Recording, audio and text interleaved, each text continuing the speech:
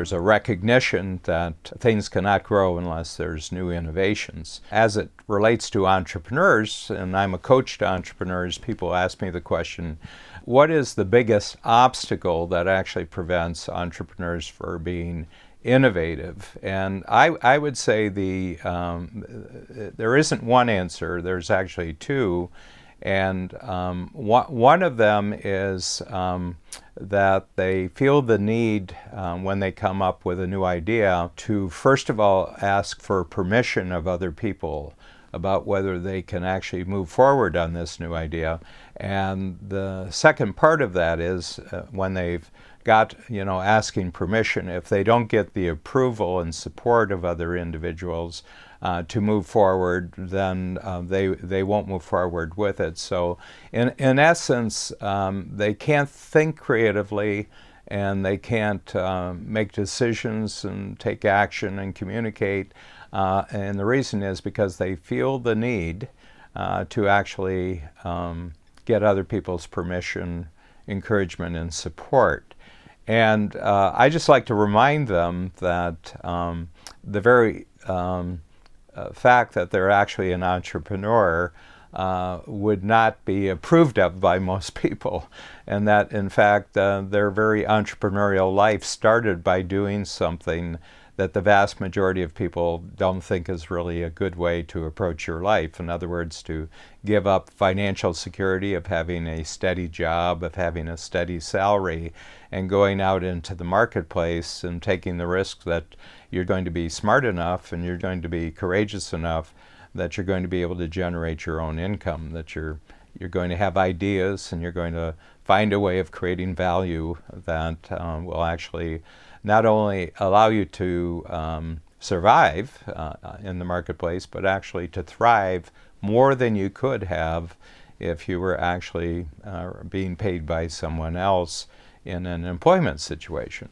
Okay, so I say the fact that you're already an entrepreneur and you've taken this big risk, and quite frankly, you didn't need someone else's permission, you didn't need someone else's approval, you didn't need someone else's encouragement to become an entrepreneur in the first place, and you haven't stayed out there and you haven't put in the oftentimes difficult early years of being an entrepreneur. You weren't asking anyone's approval to do that.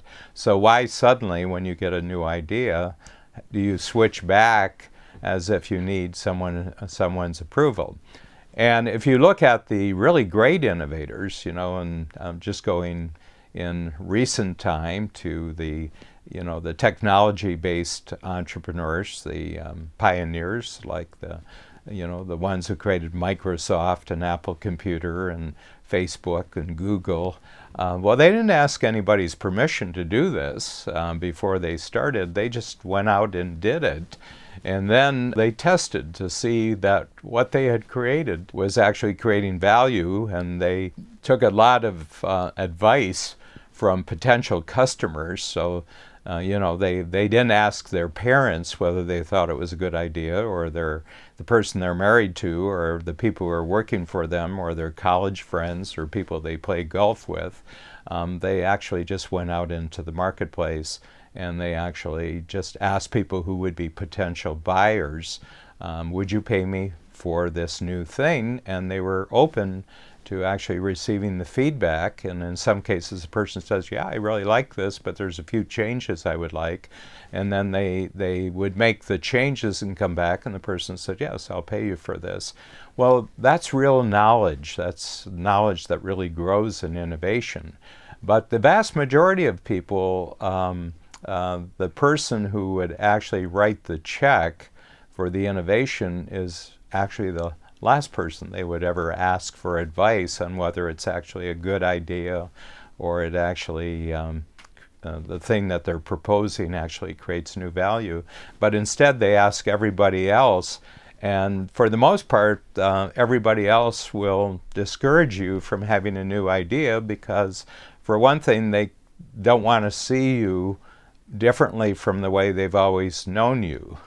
And people kind of like being comfortable with the way the other people in their life are, And one of the problems of people who are innovative all the time is that they're unpredictable because they're doing new things that other people could not have predicted, and it makes other people uncomfortable to see this innovation. And I'm always struck by the fact that how many people kill off their new ideas because it's got to be socially okay. You know, it's got to be socially comfortable for other people if you're going to create this new thing. Well, anything that's new, better, and different is not going to be comfortable. It's going to require people to think about things differently. It's going to require ultimately for them to change fundamental habits if they're going to take advantage of the new idea.